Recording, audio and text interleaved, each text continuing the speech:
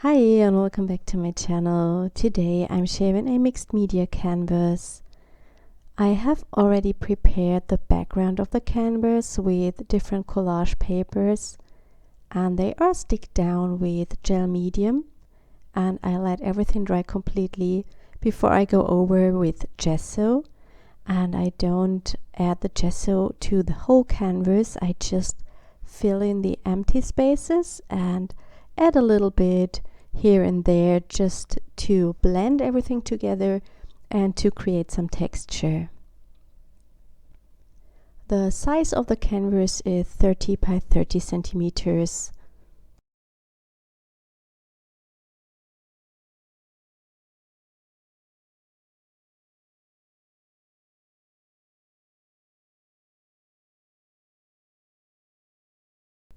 My inspiration for this canvas was this art journal page I've created, and I really love that layout with the cone flowers and also the colors, so I decided to recreate this on a canvas so I can hang it onto the wall.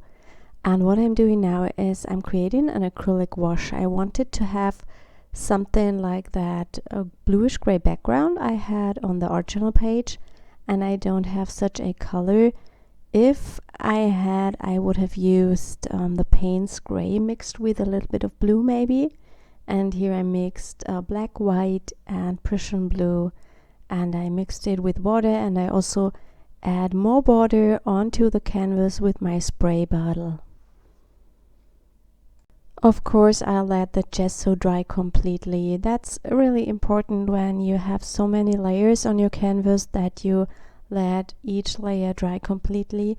And if you use your heat tool to dry it, be always very careful that you don't overheat it, because you will get bubbles under your collage papers. I don't go for a perfect or even background. I wanted to have a grungy look.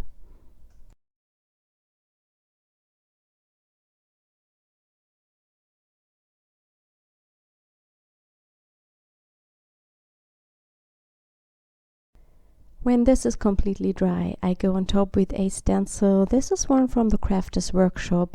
Unfortunately, I have no idea what's the number or name of this stencil.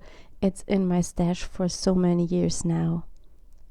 I use a makeup sponge together with gesso and just add the texture to the background.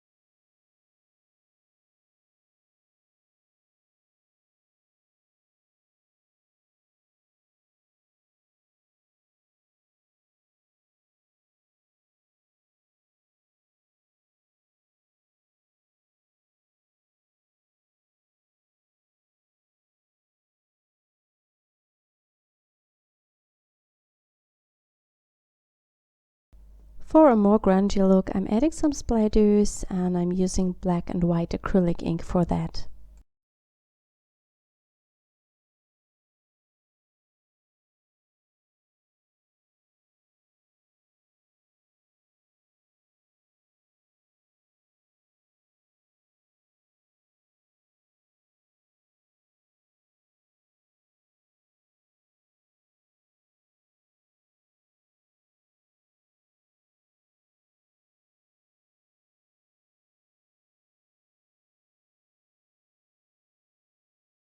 For more texture and depth on the background, I'm adding in some stamping, and here I'm using background stamps from Rubber Dance. One is the music sheet and the other is just a word stamp, which I think creates an interesting texture. I'm using permanent ink for that because I want to go on top with more collaging, and it's important that you don't have water-soluble mediums on the background because you will smear them with the gel medium.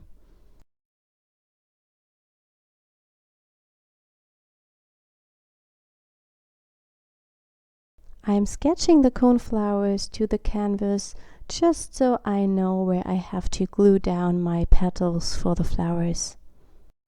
I'm cutting out the petals from different design papers. I'm using pink colors and I just go through my stash and pick some out. It's always interesting to have some with also white area because that white increases the contrast later in the project, which makes it more interesting. I cut out the petals and I cut each of them separately because I want them to look different. Of course, you can stack your paper or you can fold it and then you can cut the petals and you will have more than only one. And I also cut some stripes, and there I cut the petals from so I get them in different sizes. I add a layer of gel medium to the area where I want to glue down the petals, and then I just arrange them and cover them with the gel. It maybe helps when you sort your petals before you start gluing them down.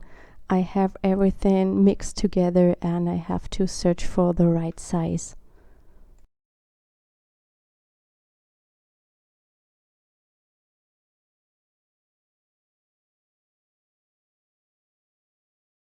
Gluing down all those petals takes me a while, so I speed the video up.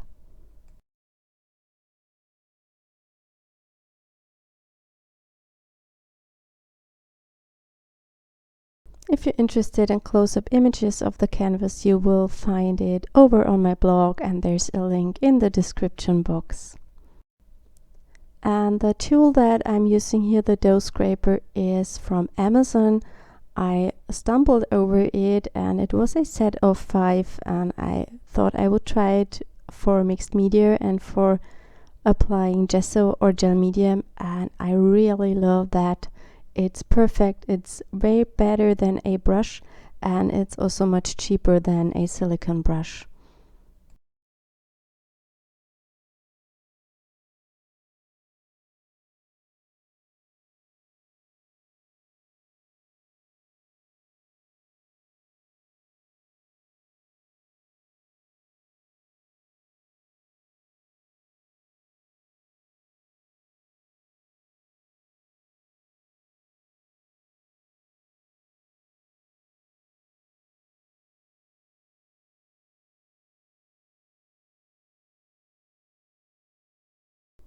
I use some yellow paper to create the cones of my flowers.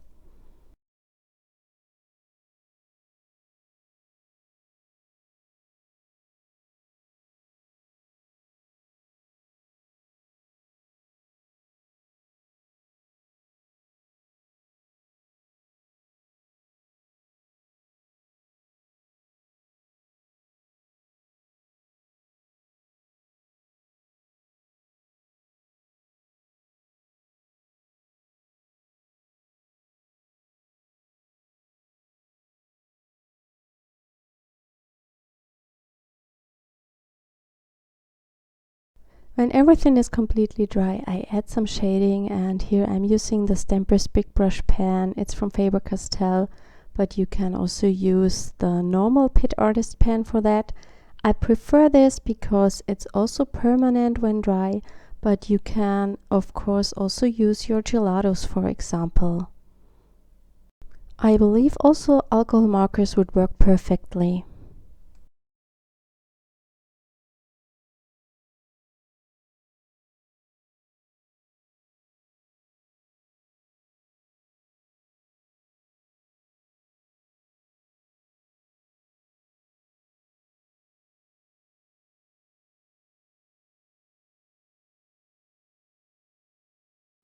To finish it up, it's time to add some more contrast to the page and some more definition, and therefore I'm using a water-soluble graphite pencil, and I dip the nib into water so it gets a really deep black line, and I'm outlining the flowers, and I don't do this in a perfect way. I do it in a really loose way to get that loose look I had on my art journal page.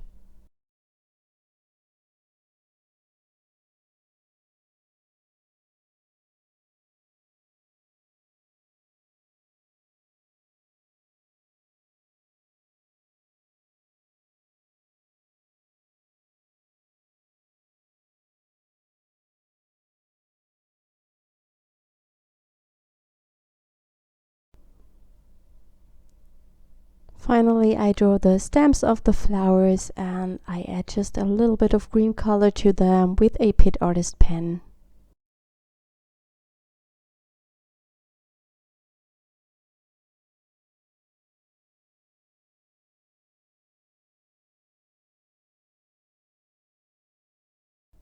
For a even more loose look, I'm adding also splatters in orange and pink because it matches the flowers and give the whole canvas more vibrancy.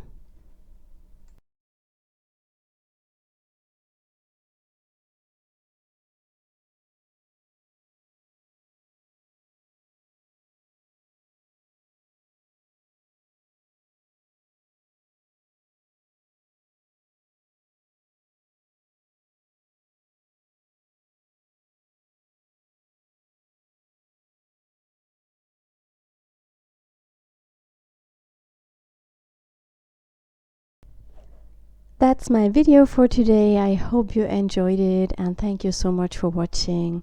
I hope we will see us next time. Bye!